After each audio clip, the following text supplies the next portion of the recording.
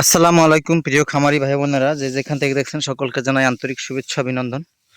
দেখতে পাচ্ছেন এখানে আমি ঘাসের জমিতে এসেছি। পরিপক্ক আজকে কাটিংযুক্ত ঘাস কাটতেছি।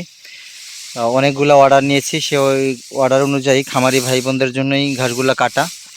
আর দেখেন আমি আজকে কত সুন্দর কাটিংগুলো ঘাসগুলো কাটতেছি সেটার ভিডিও বানাচ্ছি। দেখেন এরকম কাটিং আমার কাছে রয়েছে। প্রত্যেকটা ঘাসে প্রায় 7টা 8টা করে পরিপক্ক কাটিং বের হচ্ছে। এই লেভেলের কাটিংগুলো যদি আপনি রোপণ করতে পারেন তাহলে 100% জার্মিনেশন আসবেন, একটা ঘাসও মার যাবে না, প্রত্যেকটা ঘাস থেকে অঙ্কুর এবং শিকড় বের হবে।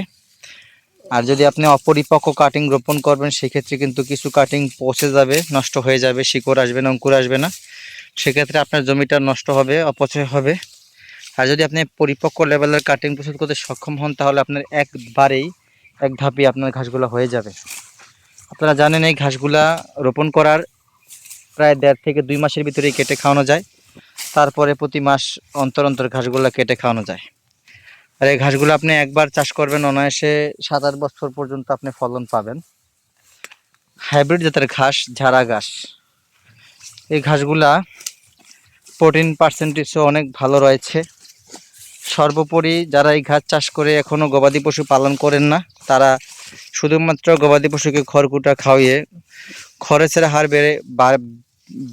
বাড়িয়ে দিয়ে গবাদি পশু পালন করতেছেন। সেই ক্ষেত্রে আমি মনে করব যারা এরকম ঘাস চাষ করে এরকম কাঁচা ঘাসের জোগাড় নিশ্চিত করে গবাদি পশু পালন করতে পারে, তারা বেশি মুনাফা বা প্রফিট অর্জন করতে পারবে। আর এই ঘাসগুলো কিন্তু প্রতিবার বছরের পর বছর রোপণ করা লাগে না, একবার রোপণ করলেই অনায়াসে দীর্ঘদিনের ফলন নিশ্চিত করা যায়। অনেক খামারি ভাইরা এই ঘাস চাষের উপর নির্ভর করে বড় বড় খামার পরিচালনা করে থাকেন। এখনও অনেক নতুন নতুন খামারিরা ঘাস চাষ করে নিচ্ছেন তাদের গবাদি পশু পালন করতে। যারা এখন এই ঘাসগুলো চাষ করেননি তাদের বলবো আপনি স্ক্রিনে দেওয়া নাম্বারে যোগাযোগ করে আমার নিকট হতে এরকম পরিপক্ক কাটিং সংগ্রহ করতে পারেন।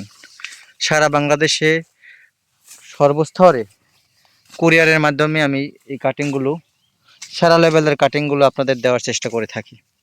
সকলকে ধন্যবাদ।